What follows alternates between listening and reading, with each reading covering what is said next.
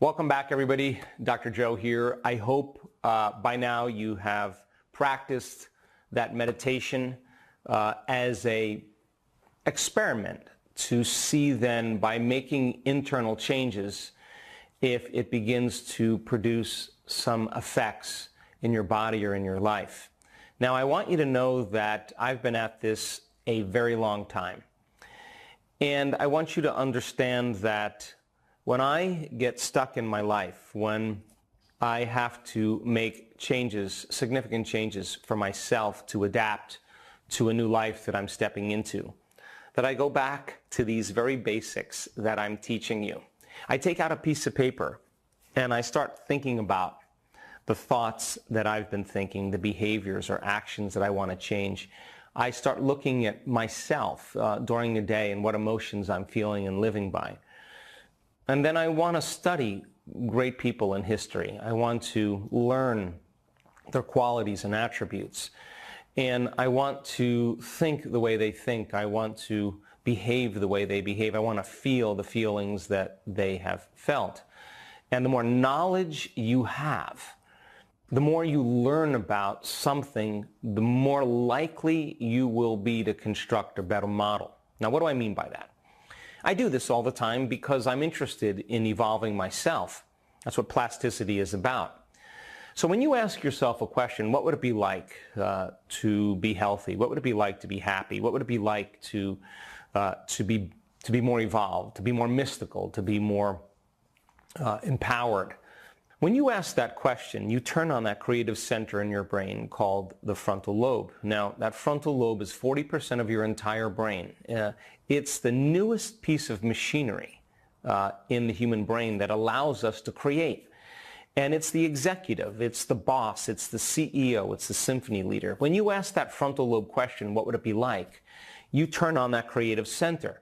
Now, what most people don't know is the frontal lobe, because it is the executive, has connections to the entire brain. The CEO knows what everybody's doing. So you ask the question, what would it be like to be wealthy or to be healthy? Or happy? Now the frontal lobe's got to answer the question. So it only has a certain number of, or a certain amount of resources stored in the brain. And the resources are the things you've learned intellectually or the experiences that you've had in your life. So when you ask the question, what would it be like to be wealthy? What would it be like to be healthy? The frontal lobe's got to answer the question, so it starts looking out over the landscape of the entire brain for associated neurological networks of things you've learned or experienced in your life, and it begins to call them up. It begins to activate them. And when it gets enough circuits activated, those circuits begin to fire in tandem. And when they start firing in tandem, all of a sudden you get a picture in your mind, and that's called intention. So it makes sense then, the more you learn, the more you study, the more you fill your brain with knowledge, the more resources or more raw materials you are using to create a better experience. The more experiences that you've had, the more you can call on those circuits to build a bigger model. So when the brain all of a sudden freezes a frame, a picture, and you're selecting a new potential in the quantum field, a new possibility. As I said, when you do that properly, when you hold that clear intention and all of a sudden your brain starts to animate it, it starts to bring it to life. And the next thing you know, you start feeling the emotions of that future. You're combining a clear intention with an elevated emotion, and that process, thought being the vocabulary of the brain, feeling being the vocabulary of your body, and how you think and how you feel creates your state of being.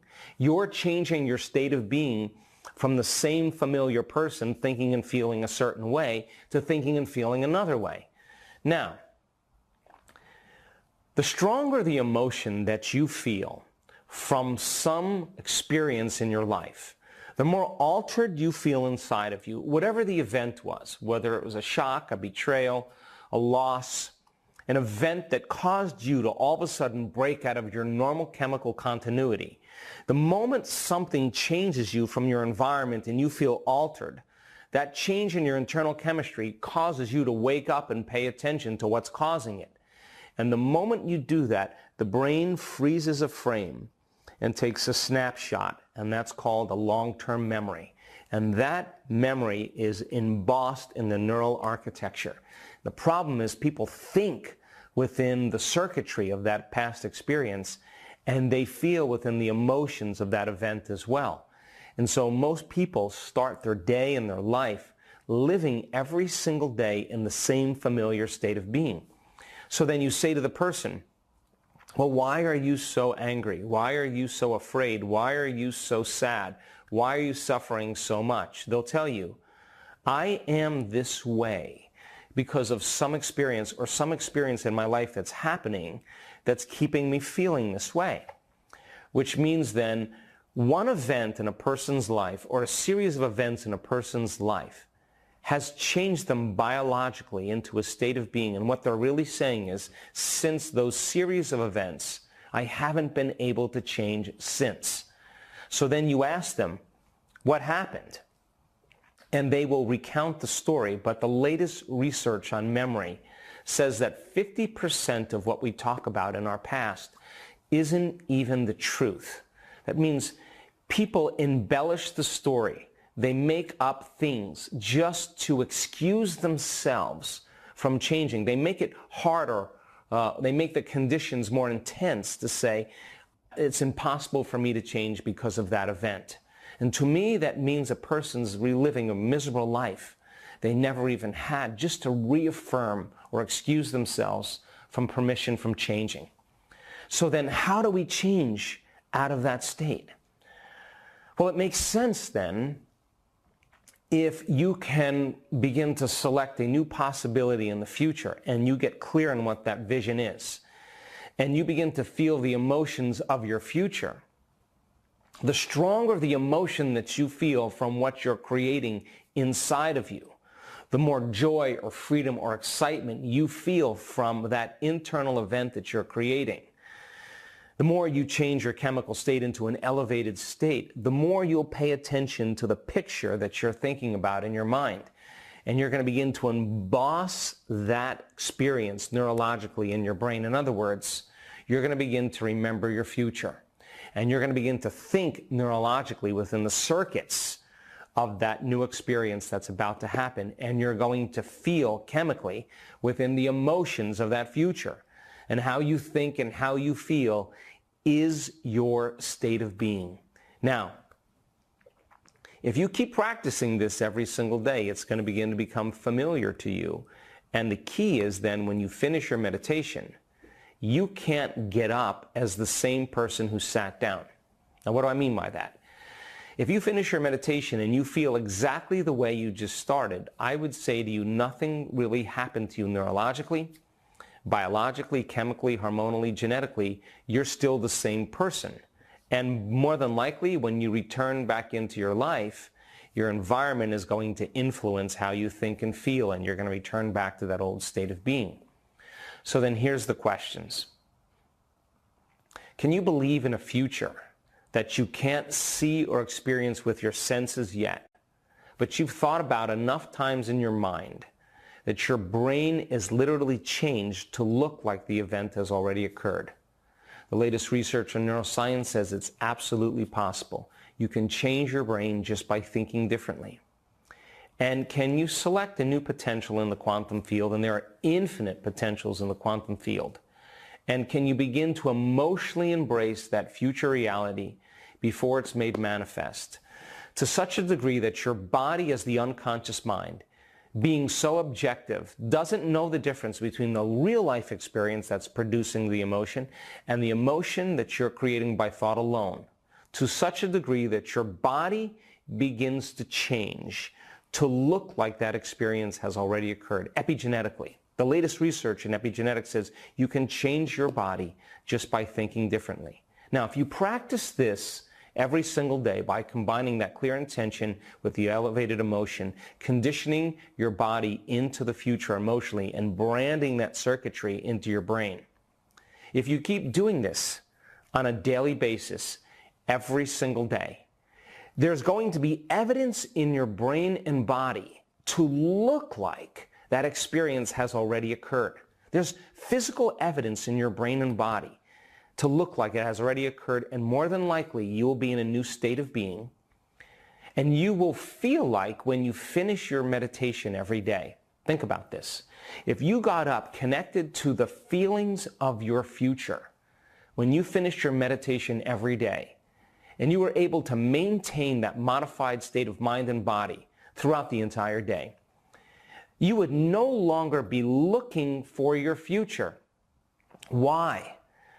If you feel like your future has already happened because you're feeling the emotions of it, you wouldn't be separate from it. You wouldn't be in polarity or duality or lack waiting for it to happen to make you feel better. You would be feeling the emotions of your future. Why would you look for it? Now, we would say then that this is the moment where you're no longer in lack or in separation. This is the moment, if you're able to maintain that state your entire day, that the synchronicities, the opportunities, the coincidences, the serendipities that begin to appear in your life means then that you are moving out of one frame of the same reality into another frame of a new reality. And you have to be able to maintain that modified state of mind and body your entire day. And if you can, get ready, because unusual things will begin to happen in your life. And they will come in ways that you least expect, that you can't predict. Why? Because if you can predict them and expect them, they're nothing new. They're more of the same. They have to rock your world. They have to catch you off guard. They have to leave no doubt that what you're doing inside of you begins to produce an effect outside of you. And when you can correlate the changes that you're making inside of you with the effects you're producing outside of you, just like me in my own personal injury, I started to pay attention to what I was doing inside of me to produce those effects outside of me, and I started doing more of it.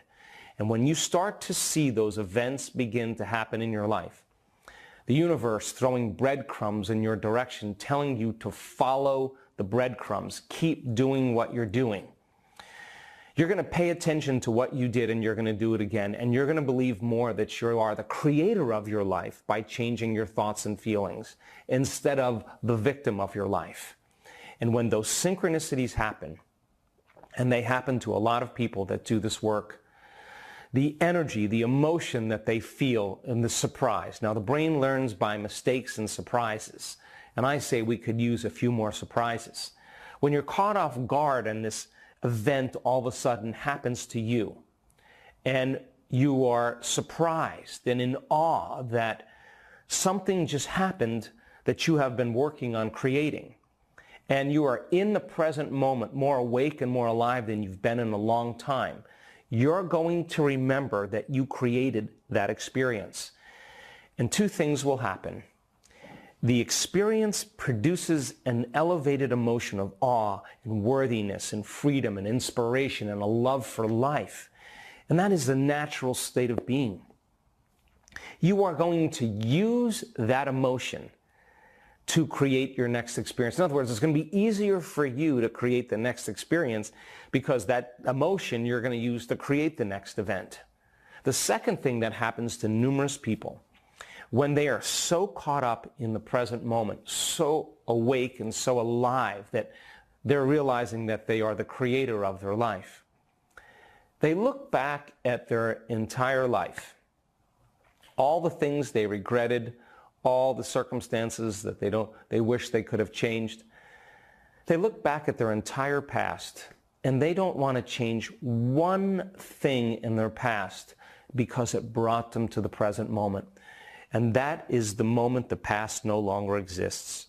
And there are people in this work that have had brutal pasts, tragic pasts, with abuse physically, sexually, emotionally. They have been traumatized or shocked by very difficult events. And when they break through and they have their own personal transformation, and they look back at their life, not from the same person, but from a different person with a greater understanding, they can look back at all the sequences of events and they understand that they had to go through all of those different experiences to bring them to their moment of freedom, to bring them to their own moment of transformation. Now, this is important for people because people only talk about their past. People only revisit the past. People only obsess about their past when they're feeling a certain emotion. It's the emotion that causes them to recall the past. When the person is truly changed, it's hard to change back. They no longer are excusing themselves from the past. They no longer belong to the past. This is the moment they belong to the future.